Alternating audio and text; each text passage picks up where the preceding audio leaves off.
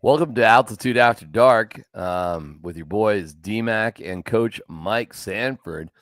We are watching a pretty typical AFC North game that's going on right now, Mike. Low scoring, tough defense, shitty weather. This is, this is that division, right? It's right on brand, dude. Oh God. It's like this is football from the 50s and 60s, It's that type of game. It's same uniforms as 1963. Exactly. It is. If you like a pitching duel, if you like games like that, where are you? Oh, you love them? You love football? I do, like man. Yeah. I do. There's something almost a little bit, I don't know, just comforting to watching a Thursday night football game or Monday night football game, Sunday night, where the snow's coming down. And dude, let me tell you, I know this snow, and I know that sounds weird. This is lake effect snow. Okay, yeah, same as upstate New York. I was there, bro. I was in Syracuse and Buffalo. Yeah, and what happens with lake effect snow is that it can come down at a unbelievable pace in a very short period of time because it fuels all its energy by the Great Lakes that are nearby. It's the regeneration at times too. Like even after the system might be gone for a day. Yeah. It's like regenerates with all the moisture and just the clouds sit up there and start a new little situation. We got it bad in South Bend, Indiana, because we were on the southeast side of Lake Michigan. There you go. It was always the gift that keeps on giving, is every storm would happen twice or three times. Yeah, we don't get that here in Colorado. It's not like it doesn't snow. Also, we would get a snowfall like this in Syracuse or Buffalo, and that shit would just be there till May. When it's gone. Like how about the mall parking lots? Yeah. They're like 30 feet high of just brown and black and just disgusting ice chunks of snow. Did you ever play? Well, you must have, because you were at Boise. Did you like playing in these? It is really coming down, man. Since we started 4th and 1, little watch along here. Yeah, unfortunately, I don't have mine on. I gotta. Oh, I'll give it to you. Well, I can't do total play-by-play. Russ converts. Actually, really quick, and we'll get to the Broncos and see you, because that's what we're here about. We appreciate you paying attention. But 10-3. Steelers are down, but Russ is all right. 13-16 for $188. That's all right. It's been sacked 4 times though. Right on brand. Kind of, yeah. He just got drilled, I think, by Myles Garrett or somebody. I'm not quite sure. Probably just based off of the first half scouting report. Probably big. Was it 95? Is Myles Garrett? Yeah. Well, pretty good. It's hard to see in the snow. Listen, we're going to see the Browns in a couple weeks, Mike. They don't look bad. That's a Monday night game in Denver. This is worth paying attention to. Again, before we get to the Broncos and see you, just initial impressions of the Browns here, who are a 2-win team. They're not playing like a team that has a cultural problem or is drifting off into mediocrity. Their record, I think, is more of a direct correlation to one of the worst contracts in the history of football, if not the worst. Deshaun Watson, that he was holding that team hostage for the first 6, 7, 8 weeks of the season, and they find themselves in the position they're at. But minus Deshaun Watson, it's pretty much the same core from a year ago. Just mind it, you don't have Joe Flacco. But that was a playoff team. That was a team that was knocking on the door. So it's not going to be as much of when you're playing against the Cleveland Browns, you're not playing against the NFC South. I'm just going to say it that way. And I'm not saying the NFC South is bad. No, you are. To survive in that division, like, you have to adapt to the physical brand of football that you have to play week in, week out. And as a result, those AFC North teams traditionally can play some pretty damn good defense. And it's on display tonight in both those and watching both those teams. Dude, I got to give you a hard time about your setup, man. You got a setup where you can't watch a game while you're on doing the pod? I can. I have a big monitor over here, and I could put it up if I wanted to, but I get a little nervous about streaming things at the same time on the same PC. All right, I'll do something. I'll turn this one off so I don't get wicked distracted. It's a good game though, and I'll bring it back when I'm turning it off. They're kicking a field goal now, so they didn't quite get in the end zone. So Likely you'll be 10-6, but we want to focus on you and everything's going on with the Broncos and the Buffs. My gosh, what a day for the University of Colorado. Holy cow. Mm-hmm. That is bananas. So before we dig into it, in times of financial uncertainty, how can you stay on track? Call someone who's invested in your success. Beau Smith, your Colorado Edward Jones financial advisor, can help you. He'll work to build a complete picture of your financial life, including your unique goals and passions, so he can help you achieve what's most important to you. Call Beau at 303-758-8500 to schedule an appointment today, or visit edwardjones.com/Beau-Smith. That's BEAU-Smith. Edward Jones, member SIPC. We'll get to the Raiders and how terrible they are and Brock Bowers, all that's still to come. But the big news of the day. Tour, very calm, football IQ through the roof, and obviously can put a ball everywhere, which is why everybody on earth is excited to hear where you're going to go to school. So, without further ado, ladies and gentlemen, Julian Juju Lewis will be playing football for whom next year, brother? I will be continuing my athletic and academic career at Here we go, full speed. the University of Colorado.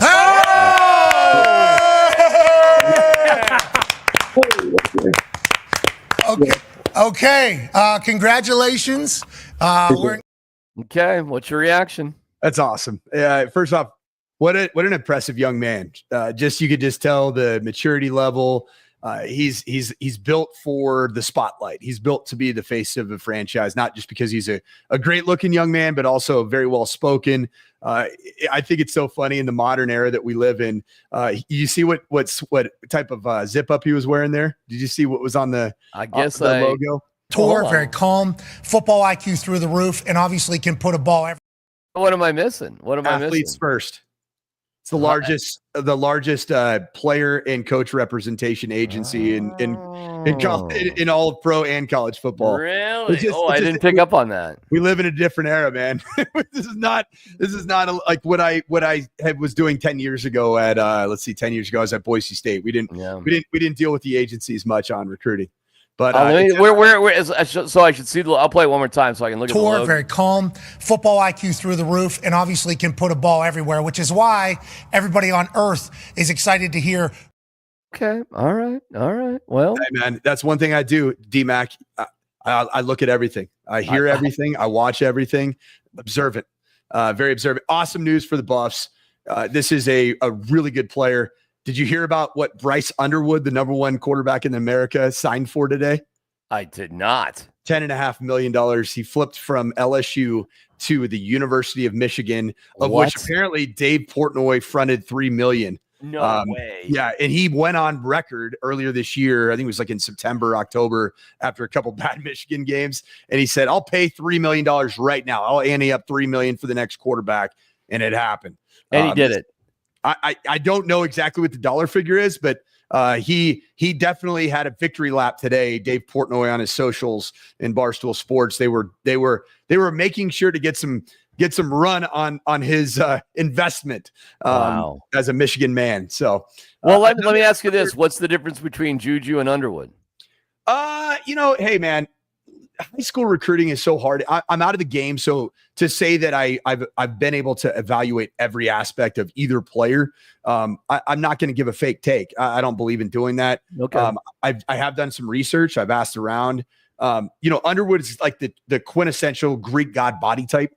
Like he is big. He is commanding. I'm not saying he's Cam Newton big. That was like Julius Peppers big. Mm-hmm. But this is a really, really good, big physical player. In fact, Ryan Clark of ESPN tweeted out, "This is the best I've ever seen in my lifetime at the high school level," talking about Bryce Underwood.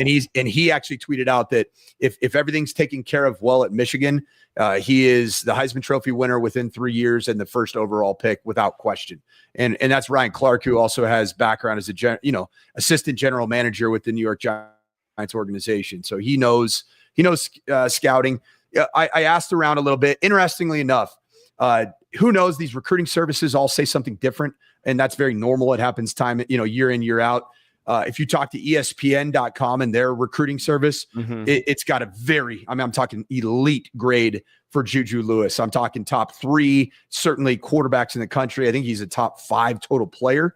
And then you go a little bit more in between is scout.com, rivals.com. Rivals has him as a top, I think he's the 9th player in high school football across America. And then 247 Sports, which I would say 247's the most like comprehensive. They certainly invest more staffing and resources to the evaluation and the following of the recruit game than ESPN does. They actually don't feel as favorably about Juju. They have him as the 9th rated quarterback and the 115th rated player in the country. But the bottom line in all this stuff is whether it's 247 or whether it's, Scout or ESPN.com, there's no question. This guy was committed to USC. He was at least courted by Georgia, took an official visit to Georgia, and he ended up being a CU buff. I know beyond a shadow of a doubt that storyline would not have taken place 2 years ago when I was coaching at CU. So this Bryce Underwood guy is going to get $10 million as a freshman in college. I don't know if it's a deal, like if it's an overall deal. I don't know if it's upfront cash. I don't know, but I saw the number. It looked like it was verified by at least 5 or 6 different outlets, because I typically don't just take a tweet for what it is. But I saw it was 10.5 is the number that was thrown out there. I'm guessing that is I wonder if it's just straight up front, because I saw another number that the total package is worth 24.5. Amazing. Okay. Stunning.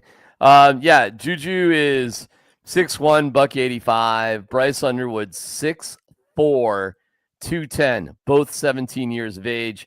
Bryce Underwood is a month older. He'll turn 18 on August 19th. And Juju will turn 18 on September 21st, meaning that Juju theoretically could play 3 games for CU as what are we doing? I think I started a 17-year-old quarterback at CU, Owen McCown, the son of. Did you really? Seriously? Yeah, he started the 4th and 5th game, and how'd that go? Well, he actually was an improvement over who we had started earlier in the season in terms of production. But then the final game he started was the win over Cal. Oh. And then that was his 4th game, and he got hit pretty good in that game. And he weighed about $155. I'm not exaggerating. God, really? He weighed 155 pounds. And so I had a great conversation with his dad, who's like, "Hey man, I think he needs a red shirt." And I'm like, Josh, he gives us the best chance to win. He goes, "I know, but I'm worried about him, just physically and mentally over the course of what lies ahead." And he saw the ending was at USC against Caleb Williams, at Oregon against Bo Nix, at USC, or it was at USC home versus Oregon, but at Washington with Michael Penix Jr. And then Utah, who ended up winning that conference, and that was the final 4-game stretch. And I think you look at that and you're like, man, this is a 17-year-old kid. We gotta start thinking about the long game. And I was like, yeah, I agree, man. You're probably right, and I do care about your son. This is earlier in the week, and we'll get to the Broncos here in a second. But this is prime. Little back and forth with Pat Graham of Associated Press about the NFL. Everything that comes out these days, college, bro, whatever. Yeah. You gonna talk like that with my AD in here? That's so disrespectful. Sorry. You gonna talk about me going somewhere with my AD in here? Just the mentions of it. Yeah, they mentioned us with a lot of other stuff before we start winning too, didn't they? Did that? That wasn't fair, was it? Price of winning. Price. That's the price of everything. Yeah.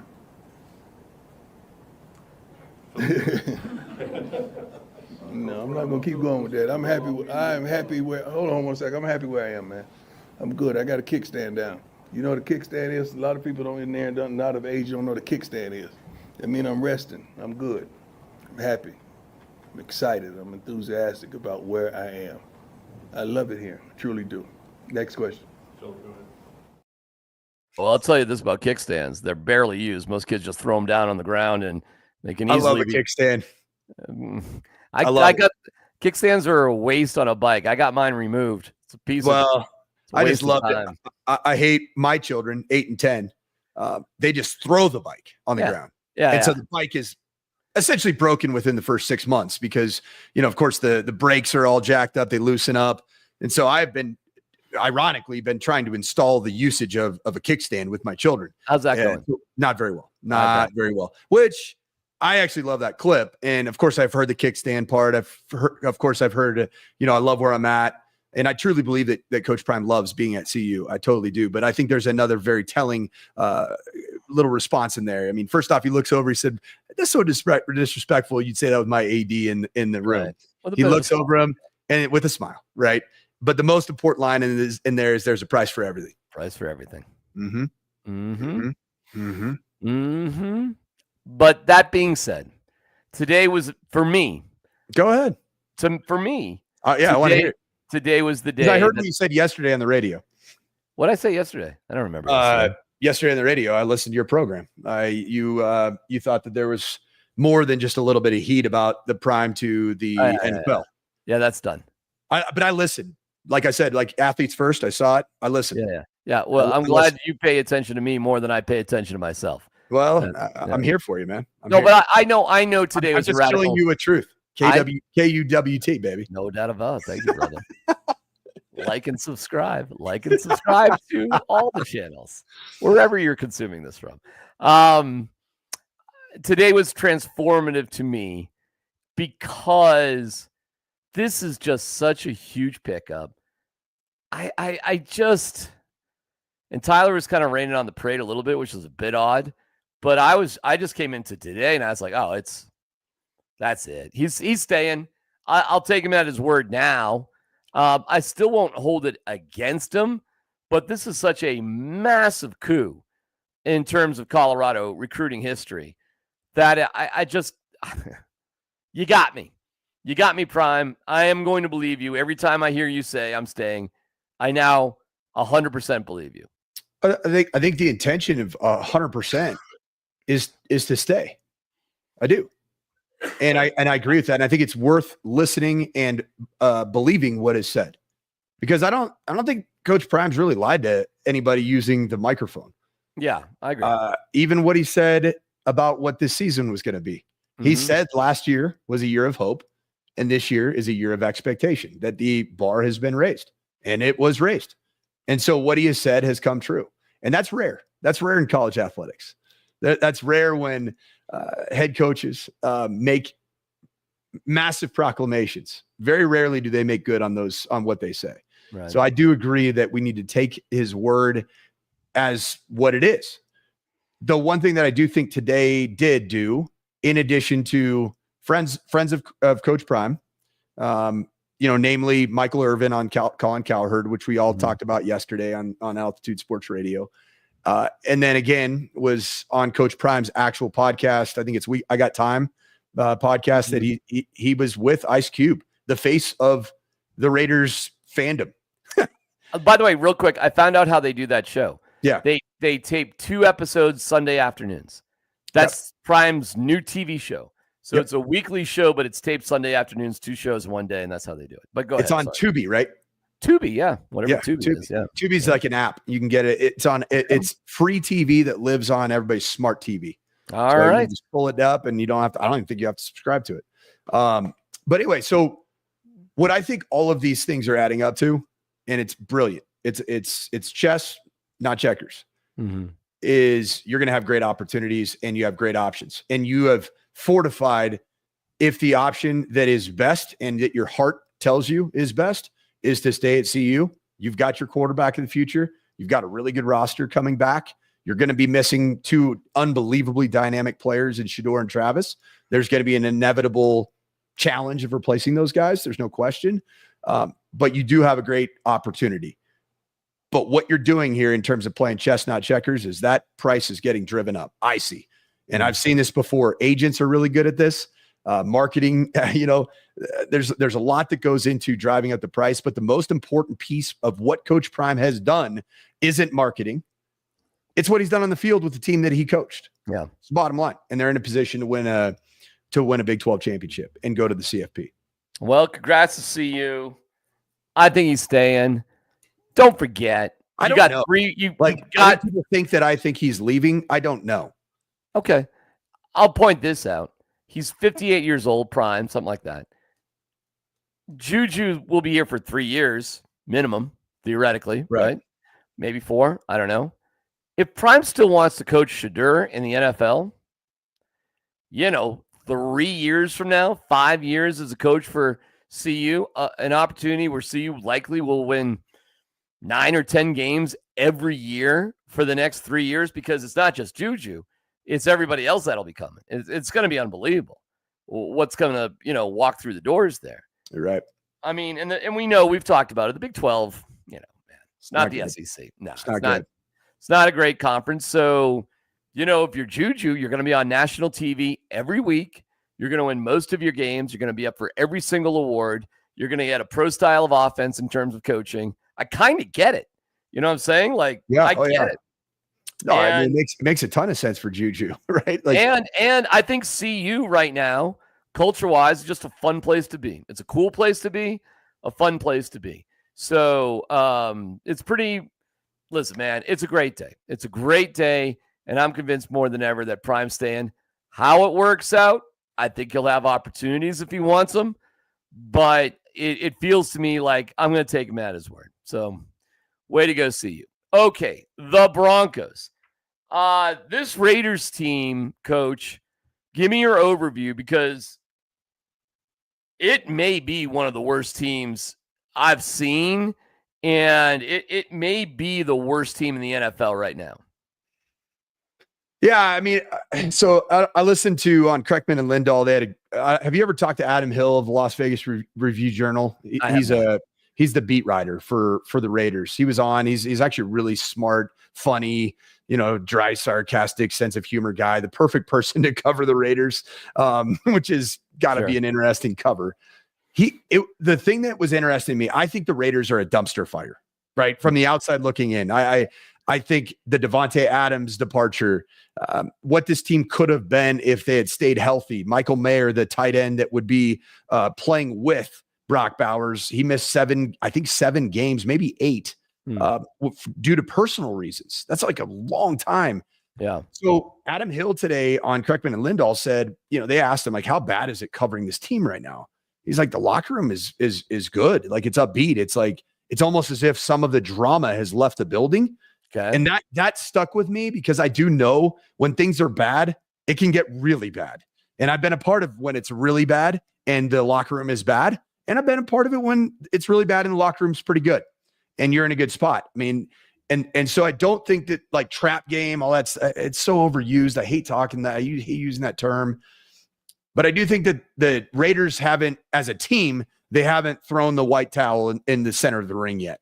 And so as a result of that, the Broncos they have to play with the same style of play that they played with against other bad teams they've played against, which is don't turn the football over. Beau's great at that. He's fantastic. He doesn't put the ball in harm's way. Right. And defensively, you got to create takeaways. You do that, you're gonna bludgeon this team. If you don't do that, or you're on the opposite side of that, then it could be a contest going deep into the game. By the way, Brock Bowers, 12, 13, 14 catches a game, 14, 15, 16 targets, 90, 100, 120 yards, touchdowns left and right. Playing great. Problem is he can't play defense for the Raiders. They're getting killed. Because they have a bottom. They have the worst defense in pro football right now. Worst defense. Let me talk to you about their offense. And this is with Brock Bowers. And the concept, dude, the concept, seriously, and I do love our brethren. I do.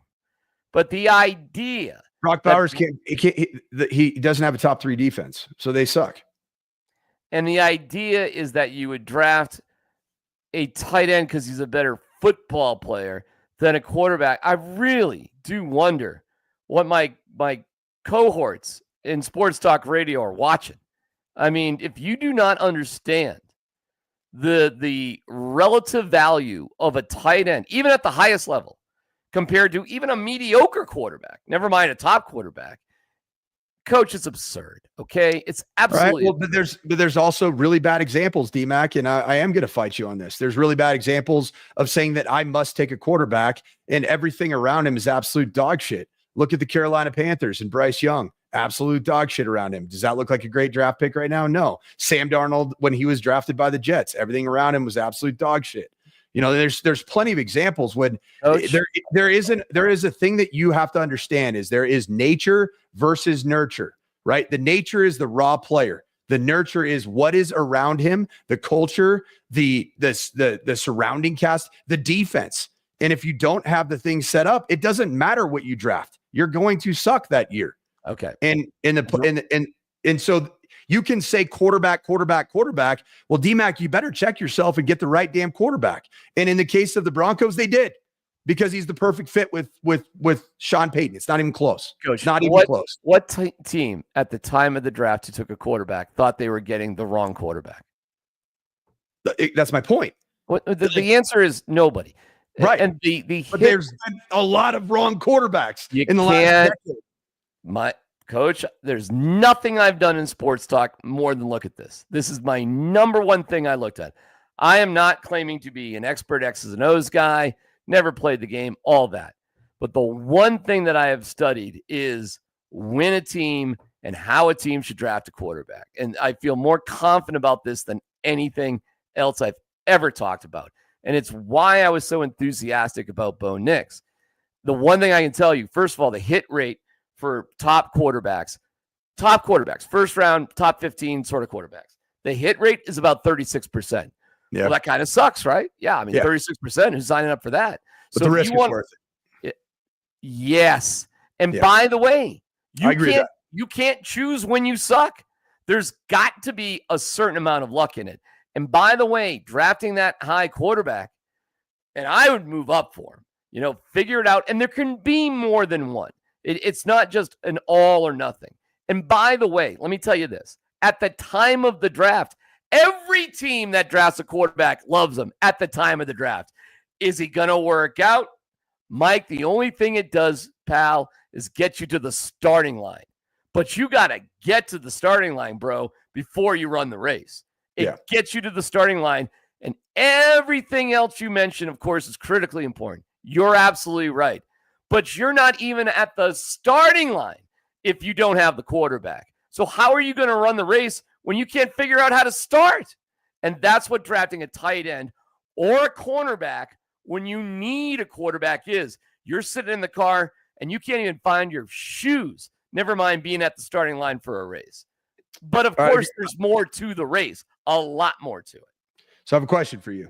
Yes. And I'm not talking about this year. I'm talking about generally speaking. Yes. If you are, say, in the 8 to 15 range of the draft, and you don't have a quarterback, and you don't have the draft capital to improve your drafting order, I guess you could argue that everybody always has the draft capital. Yeah, you have future first-round picks. Unless you Russell Wilson them away. Right. Say you're only two. There are only two let's go this year. It's perfect. Okay. There are two quarterbacks in this draft that I think are worthy of a first round pick today. Right. Two. Yeah. Shedeur Sanders 1, Cam Ward 2. That's it. Okay. So, name another one. I can't. Quinn Ewers is like a fifth round guy if he's lucky. Stinks. How about the awful giraffe looking cat from Georgia? Carson Beck. You want him? You want him to play quarterback for you? No. Okay. No. All right. So teams 1 and 2 are quarterback hungry till the ends of the earth. Okay. And you're at pick 8. Yeah. Should you still pick a quarterback that sucks that you evaluate and don't like? No, you shouldn't pick a quarterback you don't like. And if it's really that bereft of talent, then you got to move on. You don't really have much of a choice. Okay. I just want to make sure we were good on that. Yeah. We were good on that. But like the one thing I can tell you is, and you can make fun of mock drafts all you want, and mock drafts don't get it right. Actually, they do get it right. Now they might not get the exact order right, but practically every single year, almost every single year, the mock drafts identify the top 15 guys one way or the other. Very, very rarely does somebody slip into the top 15 that's not projected to be there one way or the other. So I'll tell you this, bro. If there are no other quarterbacks, if it really is just Cam Ward and Shedeur, it's just not your year, man, if you're drafting 12. Yeah. That sucks. Yeah. But that is also interesting because if you need a quarterback and you're drafting 12, you probably won like 7 games. Yeah. Well, So, you probably have an elite defense or, I mean, something. that's probably what you have. I mean, but if you want to just continue to suck, pass on the opportunities that you can. And I would tell you this, if you're drafted 12, make an effort to get up to 1 or 2, see what it can happen. You're probably SOL, frankly. Right.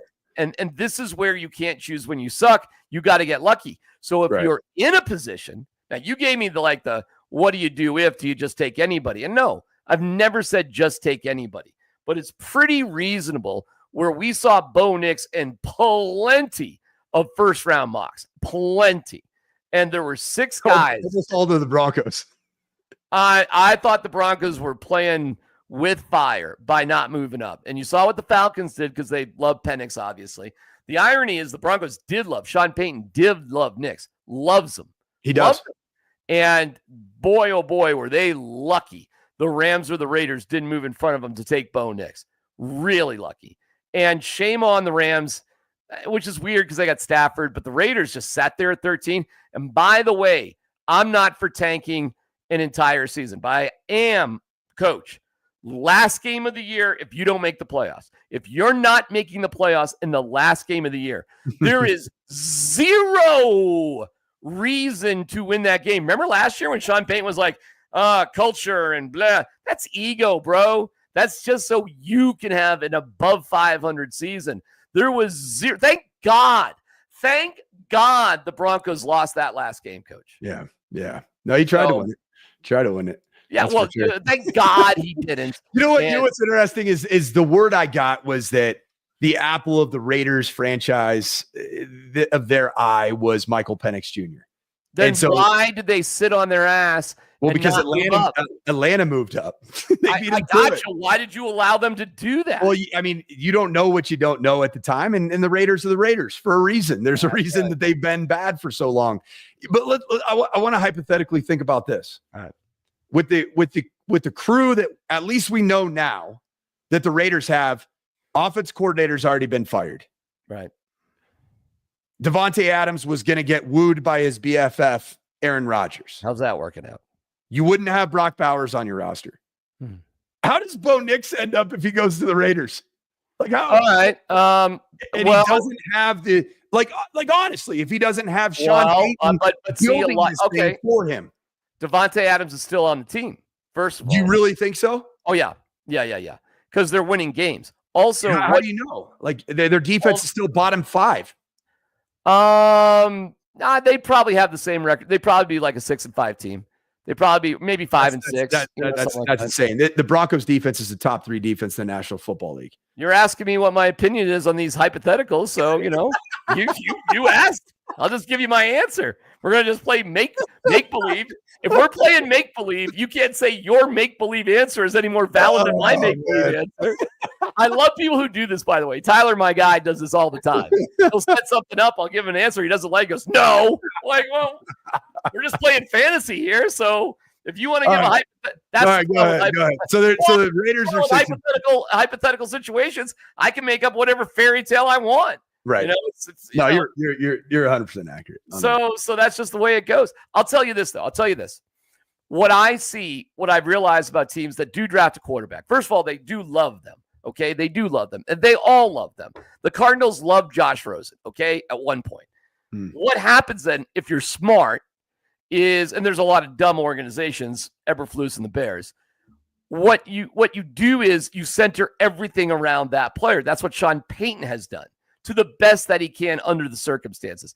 Everything is about him. Now, listen, there was a little quote unquote competition in training camp, but I mean, Mike, come on. Give me there was never competition. We were there every day. And frankly, a competition to me is a waste of time. If you want to do some silly games in the spring, fine. But you have a finite amount of time to get these guys ready for the season. I wouldn't waste any of it. So just get to it as far as I'm concerned. And the Broncos did, by the way. They just didn't announce it. It was a little silly, but we were out there every day. I liked it. I agreed with it. It was fine because we knew what the truth was. If Bo wasn't ready, which he was, but if Bo wasn't ready, you at least gave yourself that out. Now, what you do is you center everything around that guy. You have an offensive coordinator that suits that guy. You have an offense that is structured for that guy to make plays. One of my expressions is AIS, assumed incompetence syndrome, meaning that you think just because something happened shittily over here, the exact same thing would happen over there. That's assumed incompetence syndrome, AIS. And I think that's a fallacy in any argument. How do you know everything was going to be the same with the Broncos as it was, say, for the Bears? How do you know that? I mean, it's ridiculous. There's different coaches, different conference, different division, different everything. So it's like, Justin Fields would have sucked here like he would there. And my answer is, really? They would have fired Vic Fangio, got a good offensive coordinator around him if we're playing these games, because they would have been focused. They would have loved getting him. There would have been no hesitation about getting him. They would have been doing high fives all over the room because that's what they're focused on. But they weren't. The Broncos were a mess back then. John Elway was pushed out the door. They hired George Payton while Elway was still in the room. Floppy, saggy Vic Fangio knows shit about offense, was in charge of the team. You should have seen the reaction in the draft room when they picked Pat Surtain. Half the room was just like, didn't know what to do with themselves because they knew what pile of shit they were in because, Mike, they didn't have a quarterback. Right. Surtain is great, but it's the same exact thing as Bowers. So the plan is what? To draft a generational position player, hoping that you get a free agent quarterback that bankrupts you so you can be in a position to get the sixth quarterback off the board? Hell of a strategy, Cotton. Let's see how that works out for you. Well, let's just talk about the most likely scenario. The worst, you just said it. Who's the worst team in football right now? I think it might, looking at the numbers, it might be the Raiders, bro. Yeah, so they're going to be in position to draft Shedeur Sanders, and they'll have Brock Bowers for him to throw to. Okay, but they'll have a new coaching staff. Yeah, exactly. It should be great. Like 70 Now people. you have the talent, plus you can usher in the quarterback with the right staff. All right, so no more head coach. All of his assistants, that's like 20 guys gone. 30% overhaul of the roster, and maybe a new GM. That's a fun plan. You know, like who would sign up for that? How would you in your right mind say, and by the way, let me tell you this real quick, Coach. Any moron can get a great college player in the top 15 of the first round. Any idiot can do that. Any moron can do that, okay? Well, how's Joe Alt doing? Is he pretty good? Yeah, Chargers are damn good. Okay. They're actually second in the same division that we occupy. My bet is if we look through the top 15 in this year's draft. But they had a quarterback, to your point. They did have a quarterback. Right. Well, that's what you do when you have a quarterback. You draft another great guy at another position. Except if you're an idiot team like the Raiders who sit there, the finger up their nose. I guess we can't do anything at 13. We like Penix. Hope he falls to us. Oh, I guess we'll take a tight end. Why do you think Bowers fell that low? Why do you think he fell that low to 13? Why? Because he's a tight end. Correct. I think I won the argument. I'm exhausted. This whole thing I'm so happy where the Broncos are at. Yeah, me too. Me too. You know, like I do find guys, no offense, Coach, like you sometimes, you football coaches, no offense, you do have a hard time separating the value of the position. I'm blown away by that. And a lot of times coaches. Not for me. I would say that I value the evaluation of the player that would be available. That's what I value, because that's the decision that you have to make as a 18-year coach of the position. It's the most important position. So I value, and I took with great pride, the evaluation of the actual prospect. That's what I value. By the way, let me tell you something else. Remember, who was it? Pitts? He was great, right? Yeah. Okay. So then, one catch, 9 yards against the Broncos. I know, that was pretty funny. But remember him coming out, right? You remember him coming out. He's it, right? Florida, right? Yeah. Florida Gator, freak show tight end. Oh, the best. But then there's Bowers. Oh, and then next year there's going to be another guy who's a tight end that's the best guy of all time. There is actually a really good one. Of course. I think it's Colston Loveland from Michigan. Colston Loveland, unbelievable. There'll never be another one like him until next year. They make these. Well, look at Colston Loveland. What does he not have this year at Michigan until Bryce Underwood signed for $25.7 million?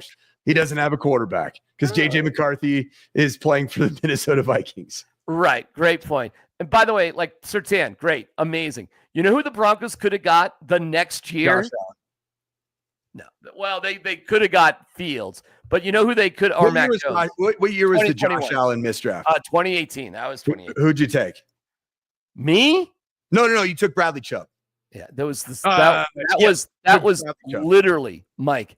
I'm having anxiety pains. That was the worst draft in Broncos history. It was the most incompetent draft in the history of the Denver Broncos. Not only did you whiff on Josh Allen, but you could have easily moved back into the first round, which they should have done, and got Lamar Jackson. Now, had they been lucky enough and smart enough to get Bradley Chubb and Lamar Jackson, because you got to understand, bro, they were right there, man. They had the 5th overall pick. They're drafted at like 37 in the second round. You could figure it out and get to 31, bro. You could have done it. And it was the moment that I realized John Elway did not know what he was doing as a GM. He did not know what he was doing as a GM. DMac, as it relates to this discussion about saving Lamar Jackson, and then say John Elway and the coaching, ambiguity that was existing in Dove Valley. Yeah. What does the term?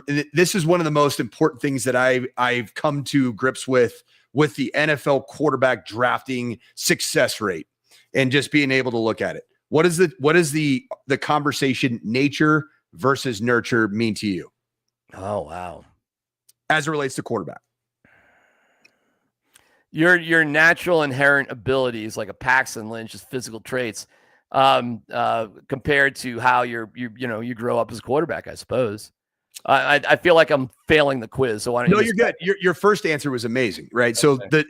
So when you draft a quarterback, when you take that leap of faith, like you celebrated on draft night, right? Yeah. You're drafting the nature of who that player is, the nature of his physical attributes, what he's been to this point. But then it's the nurture side of you're bringing that physical raw talent into this environment with this head coach, with this organization. And if you look at the failings of quarterbacks, and there are so many in the first round, the nurture part was way off. Now, there's been some where the nature, just the raw athlete or the raw quarterback was off, but the coaching staff wasn't right. There was not the alignment that you said that the Broncos do now have, with Sean Payton being a very strong, big voice, and George Payton and him actually working really well together. That's right. Like George is like, hey, Sean, you got the big ticket stuff. Right. And we'll work on it together, but I trust you because this is your team. You're going to coach that team. Right. And you certainly have an ownership group that's going to back all of it up. But you have the nurture part perfectly in place. Now, Caleb Williams, I would say nature's pretty good. Yeah. I mean, he even watched the game against the Packers. There's some good stuff that guy did. Should have won the game. Should have won the game. Yep. It was kind of his Kansas City moment we talked about last week. It definitely was, yes. But the nurture of the Bears organization with Matt Eberflus as a lame duck head coach. Brutal. Firing his brand new offensive coordinator, who you had just fired the previous offensive coordinator 8 months prior. That's bad nurture. Yeah.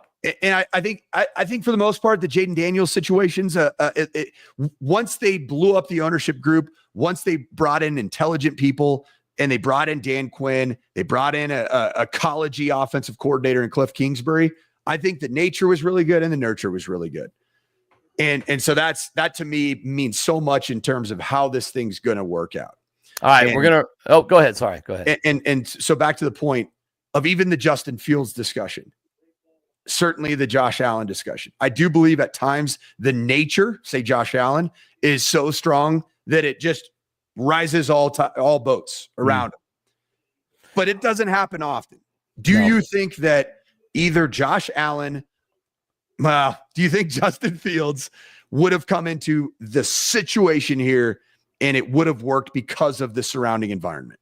I do, because I don't do AIS. I don't assume Fangio would have been the coach. I don't assume any of that. I think if they were focused on Fields as they should have been, they would have made other structural changes before they drafted him. I really do believe Give me that. some AI. Give me the acronym again. Assumed what? Assumed incompetence syndrome.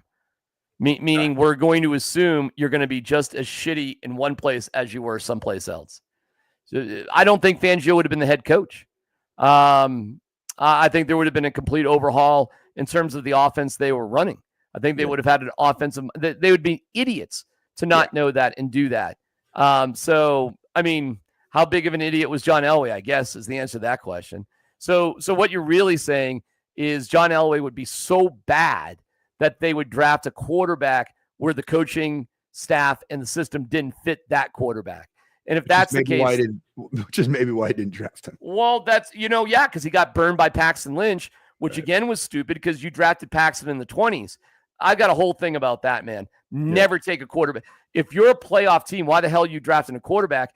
And if a quarterback falls that low into the 20s, coach, why? It's different with guys in the 30s. And believe it or not, there's only been 3 guys ever drafted in the 30s. Patrick Ramsey, Teddy Bridgewater, and Lamar Jackson. That's it. What's the best 20s quarterback of all time? Probably Dan Marino and Aaron Rodgers. There's a couple, but there's only 2 teams that have drafted quarterbacks in the 20s 3 times. Those 2 teams are the Broncos and the Browns. The Browns have Johnny Football, Brady Quinn, Brandon Weeden, and the Broncos have Tim Tebow, Tommy Maddox, and Paxton Lynch. They're the only 2 teams that have done it 3 times, and look what they got. So for your exceptions, which are Rodgers and Marino, which, by the way, were Marino was 9 CBAs ago. And when I mentioned the CBAs, everything changes. Your cap changes, your rules change. Jordan everything Love changes. Also, right? Wasn't Jordan Love a 20s? Jordan Love, he was I think at 20. I think he was at but the Packers are such a unique situation. Dude, I think it was a shit pick, man. But it's working out. And I'm not saying you can't get lucky, but and they've done it. It's been their system, their model. They draft the heir apparent with 2 or 3 years left of the current quarterback. They've done it twice. I can't argue with the success they've had, but that is a risky, stupid strategy. And look at the turmoil it did cause, by the way, when they did it. And this Penix move in Atlanta, I don't get it. I do not get it because of Kirk Cousins. I do not understand, Coach, and we'll have to keep it here because we got some hockey talk going on with Between the Pipes in a second. Yeah. But I do not understand how a player gets physically better by osmosis. I think you got to play. I really do. So Jordan Love, all right, man, and he's your guy. So good for him. Good for him. But, man, that is an exception, not the rule. No, I agree. All right, it's a unique outlier to the Packers. By the way, Russell Wilson has made an unbelievable comeback. They lead 19-18, the snowiest game by a mile. Hasn't taken a second half sack.